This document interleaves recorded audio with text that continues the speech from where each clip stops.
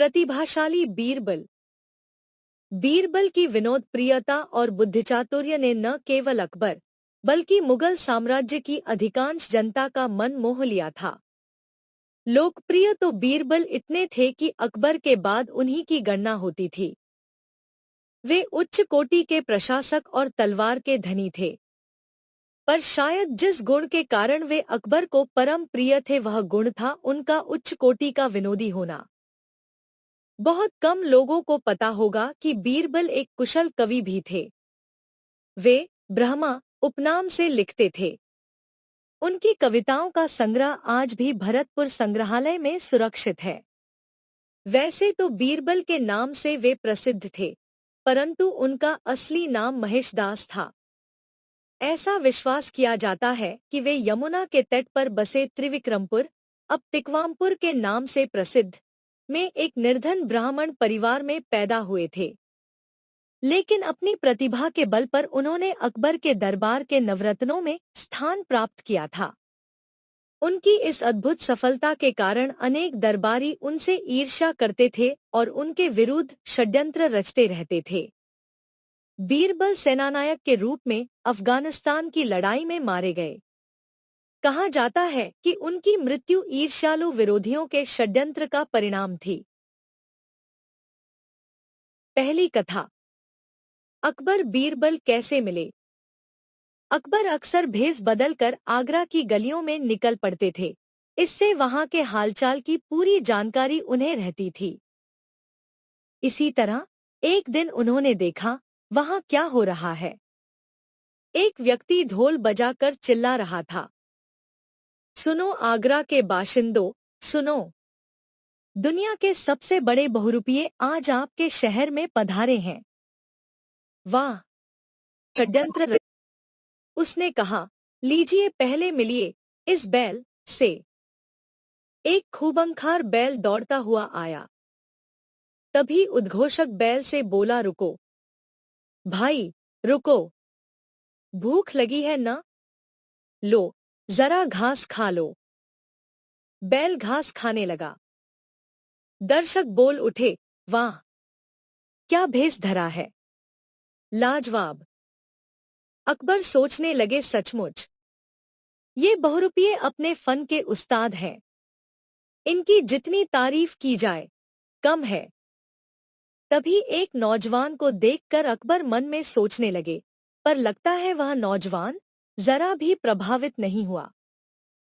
तटस्थ से खड़े उस युवक के बारे में अकबर के मन में कुतूहल पैदा हुआ। तालियों की गड़गड़ाहट और वाहवाही के साथ जब खेल समाप्त हुआ, उस युवक ने एक ढेला उठाया और बैल पर दे मारा। फिर ताली बजाकर बोला, सचमुच ये बहुरूपिये अपने फन में माहिर हैं। दर्शक हैरान होकर कह उठे, शायद पागल है। हाँ, ऐसा ही लगता है।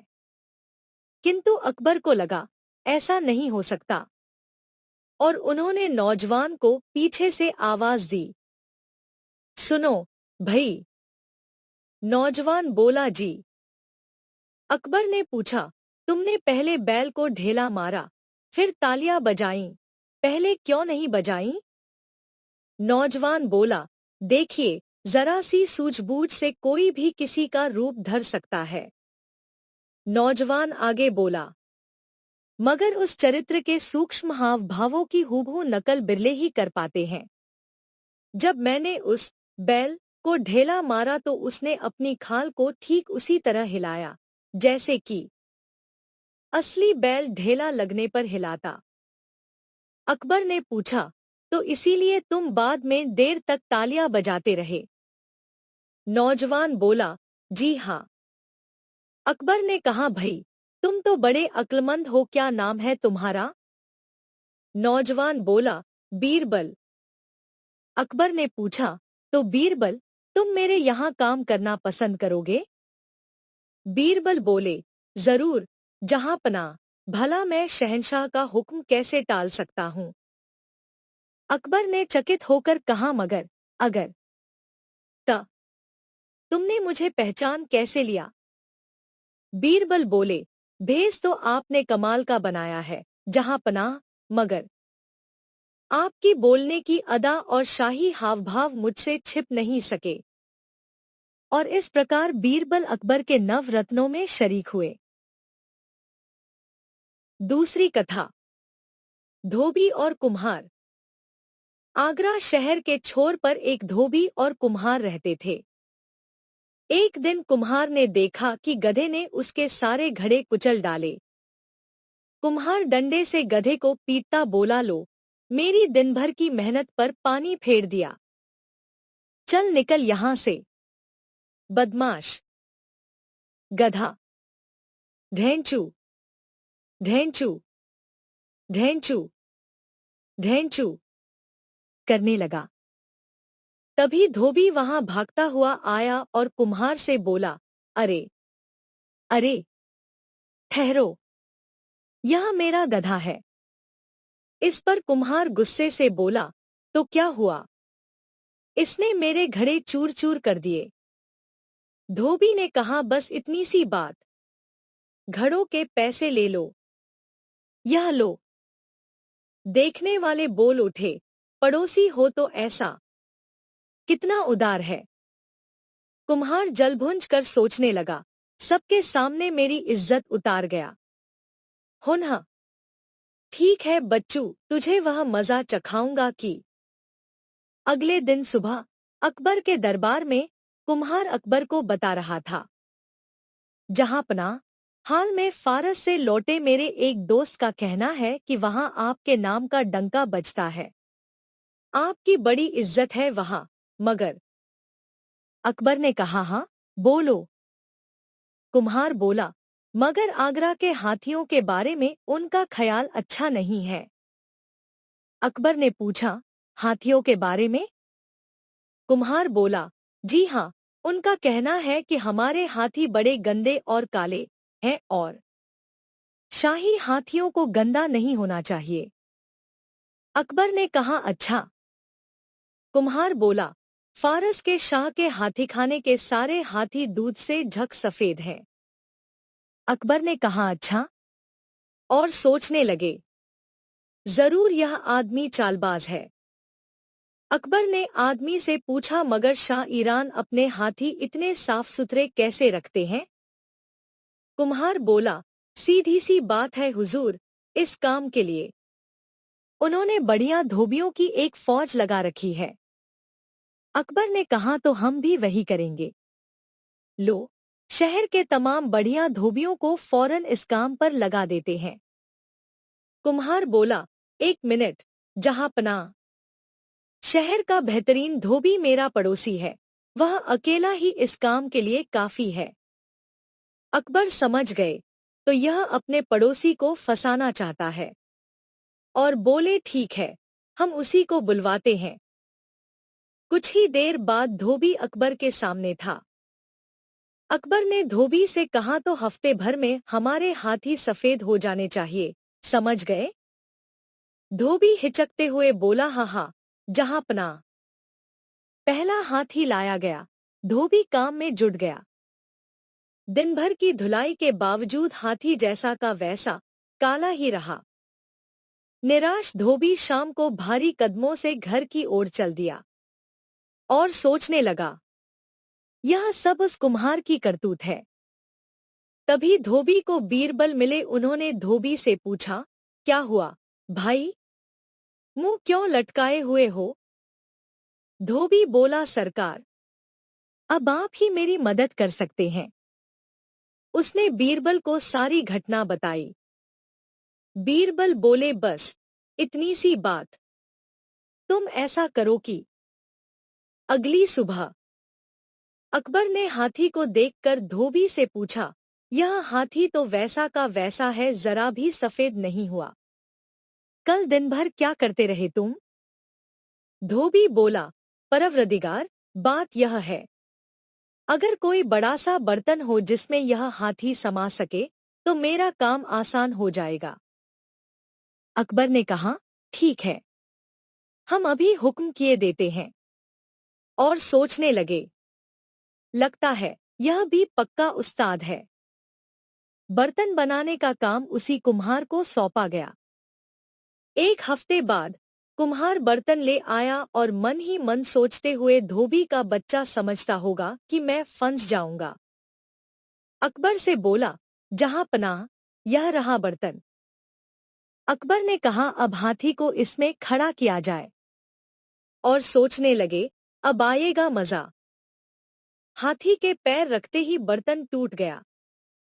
यह देख अकबर गुस्से से बोले, क्यों रे, यह कैसा बर्तन है? चटपट दूसरा मजबूत बर्तन बनाकर ला, समझा फौरन। कुम्हार डर कर म अगर करने लगा। अकबर ने कुम्हार को डांटा, सुना कि नहीं? इस पर कुम्हार घिघियाता हुआ अकबर के पैरों में गिर पड़ा। अकबर धोबी से बोले, मैं जानता था यह तुम्हें फंसाना चाहता है, पर तुमने इसकी चाल का जैसा मुंह तोड़ जवाब दिया, उससे हम खुश हैं। तुम्हें इनाम दिया जाएगा। तब धोबी बोला, पर जहांपनाह, इनाम के असली हकदार तो बीरबल है। उन्हीं ने मुझे यह तरकीब सुझाई थी। अकबर बोले, हमें भी लगा तो था, बल्कि पूरा विश्वास था। बीरबल, तुम हमारे दरबार के अनमोल रत्न ही नहीं, असहायों के रक्षक भी हो। तीसरी कथा, भ्रष्टाचारी कर्मचारी।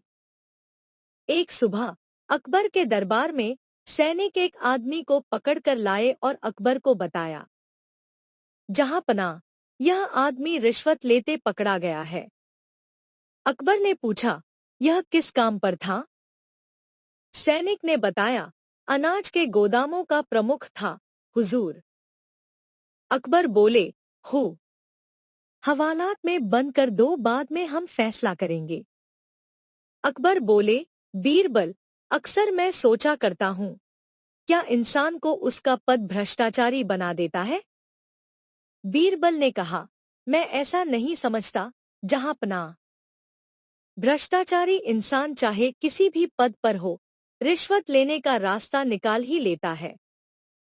तभी एक दरबारी बोल उठा, गुस्ताखी माफ हो, जहांपनाह। मैं इससे सहमत नहीं हूँ।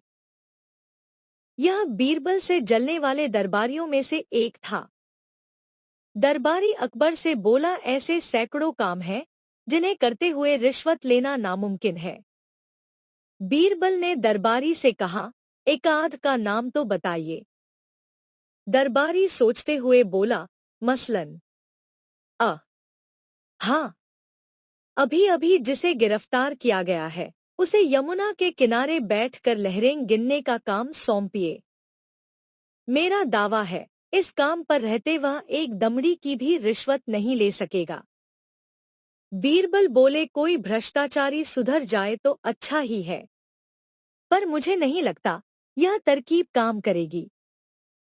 दरबारी बोला, जरूर करेगी, आजमाइए तो सही। और इस तरह भ्रष्टाचारी कर्मचारी को नए काम पर लगा दिया गया।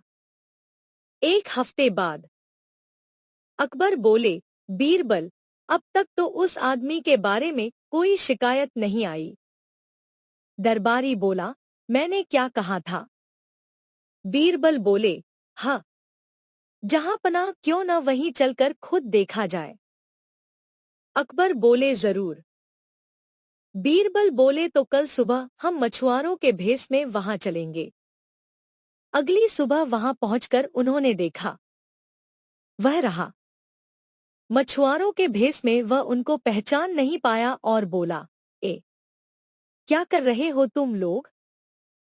वे बोले, नाव खे रहे हैं हुजूर। इस पर वह बोला, क्या तुम्हें पता नहीं कि बादशाह सलामत ने मुझे यमुना की लहरों का हिसाब रखने को कहा है? तो तुमने मेरा ध्यान बंटा दिया। मैं तुम्हारी शिकायत करूंगा, जानते हो तुम्हें क्या सजा मिलेगी इसकी? 1 साल तक कैदखाने में चक्की पीसोगे। मछुआरों ने डरने का नाटक कर कहा, 1 साल? मेहरबानी करके हमारी शिकायत न कीजिए, हम आपके पांव पड़ते हैं। वह बोला, नहीं करूंगा मगर। मछुआरों ने पूछा, मगर? मगर क्या? वह बोला, मेरा एक काम करना पड़ेगा। मछुआरे बोले, जरूर करेंगे। बस हुक्म कीजिए। वह बोला, तो 100 अशर्फियां मुझे दे दो। मछुआरे बोले, माई बाप, हम ठहरे गरीब मछुआरे, 50 दे तो चलेगा। तब मछुआरे का भेष धरे अकबर बोले, नहीं, 100 ही देंगे, पूरे 100 कोड़े। वह उनको पहचान कर डर गया। बाप रे, जहां पना। बाद में कर्मचारी की गिरफ्तारी के बाद बादशाह बोले, तुम ठीक कहते थे बीरबल, कोई भी काम ऐसा नहीं है जिसमें भ्रष्टाचारी अफसर पैसा न ऐंठ सके। बीरबल उस दरबारी से बोले, कहिए, अब तो मानते हैं? दरबारी सोचने लगा, हर बार इसी की बात सही निकलती है। चौथी कथा, हर बात का जवाब नहीं। कई महीनों से सुल्तान खां अकबर के दरबार में अपनी हैसियत मजबूत करने के लिए अपने सयाने और धूर्त बेटे को कोई पद दिलवाने की फिराक में था। आखिर उसने फैसला किया, मैं रोज उसे अपने साथ दरबार ले जाया करूंगा और मौका मिलते ही। लेकिन बीरबल की तेज आंखों से यह बात छिपी न रह सकी। वह सोचने लगे, सुल्तान खां आजकल अपने बदमाश बेटे को साथ लाने लगा है। जरूर उसकी नजर खजांची के खाली पद पर लगी हुई है। हो कुछ दिन बाद एक सुबह बादशाह ने दरबार में पूछा, बीरबल कहाँ है? दरबारी बोला, वे अभी तशरीफ नहीं लाए, जहांपना। बादशाह बोले, यानी देर से पधारेंगे? सुल्तान खां ने सोचा, बादशाह सलामत बीरबल से नाराज लग रहे हैं, यही मौका है। सुल्तान खां का बेटा बोला, तो फिर फायदा उठाइए न। सुल्तान खां बोला, जहांपना आजकल बीरबल दरबार के प्रति लापरवाह से हो गए हैं। बादशाह सोचने लगे, हो बीरबल को फंसाने की नई चाल। सुल्तान खां बोला, उन्हें दरबार के वक्त का पाबंद तो होना ही चाहिए। बादशाह बोले, लगता है उन्हें सबक सिखाना पड़ेगा। सुल्तान खां बोला, हाँ जहांपना। बादशाह ने पूछा, कोई तरकीब सूझती है? सुल्तान खां बोला, जी हाँ, आज आप उनकी कोई बात नहीं सुनिएगा। वे जो कुछ भी कहें उसका एक ही जवाब दीजिएगा, नहीं। बादशाह बोले, ठीक है, उनकी हर बात के जवाब में मैं नहीं ही कहूंगा। बादशाह सोचने लगे, देखते हैं इस बार बीरबल कैसे अपना बचाव करते हैं। वैसे भी उनके साथ चुहलबाजी किए अरसा हो गया। चंद क्षण बाद जब बीरबल आए, बादशाह ने पूछा, बीरबल, तुम्हें देर कैसे हो गई? बीरबल ने बताया, जहांपनाह मेरी पत्नी की तबीयत जरा नासाज थी, इसलिए।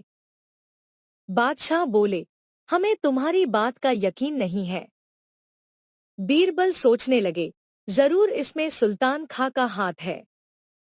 बीरबल बोले, मैं सच कह रहा हूं, जहांपनाह, और माफी चाहता हूं। बादशाह बोले, माफी नहीं मिलेगी। बीरबल ने कहा, अच्छा तो फिर राजकाज के मामले निपटाए जाएं? बादशाह बोले, नहीं। बीरबल सोचने लगे, आज नहीं का मौसम जान पड़ता है। वह बादशाह से बोले, तो फिर मुझे घर जाने की ही इजाजत बख्शी जाए। बादशाह बोले, नहीं, हरगिज नहीं। सुल्तान खां बेटे से बोला, अब मैं जाकर बादशाह सलामत से तुम्हारी नियुक्ति के बारे में अर्ज करता हूं। सुल्तान खां कुछ कहे इसके पहले बीरबल बोल उठे, जहांपनाह, आपसे एक प्रार्थना है। सुल्तान खां के बेटे आलम को नया खजांची नियुक्त कर दें। बादशाह बोले, नहीं। बीरबल ने कहा, आपकी जैसी मर्जी, जहांपनाह। बादशाह सोचने लगे, तो बीरबल इस दफा भी साफ बच निकले। अब कभी सुल्तान खां फिर अपने हथकंडे आजमाने की जुर्रत नहीं करेगा। अगले दिन दरबार में बीरबल बाप बेटे को न देखकर सोचने लगे, आज तो बाप बेटे दोनों नदारद हैं। चलो छुटकारा मिला। पांचवी कथा, बुद्धिमत्तापूर्ण जवाब। एक रात अकबर दरबार को बर्खास्त करके महल वापस लौटने की तैयारी कर ही रहे थे कि एक सैनिक को आया देख अकबर ने पूछा, क्या बात है अमीर? अमीर ने बताया, दक्षिण भारत के एक पंडित आपसे और बीरबल से मिलना चाहते हैं। जहां पनाह। बादशाह बोले, मगर क्यों? अमीर ने कहा, उन्होंने आपकी बुद्धिमत्ता और बीरबल की सूझबूझ के बारे में काफी सुना है। वे बीरबल से कुछ सवाल पूछना चाहते हैं। बादशाह ने पूछा, इस समय? मगर विद्वान पंडित को निराश करना उचित भी नहीं है। उन्हें अंदर भिजवा दो। अमीर और बीरबल से बोले, हम बहुत थक गए हैं। बीरबल, जरा जल्दी निबटना इन पंडित जी से। पंडित जी के आने पर बादशाह ने उनसे कहा, हाँ तो पंडित जी, पूछिए इनसे सवाल। पंडित जी ने पूछा, बीरबल, तुम 100 सरल प्रश्नों के उत्तर देना पसंद करोगे या एक कठिन प्रश्न का?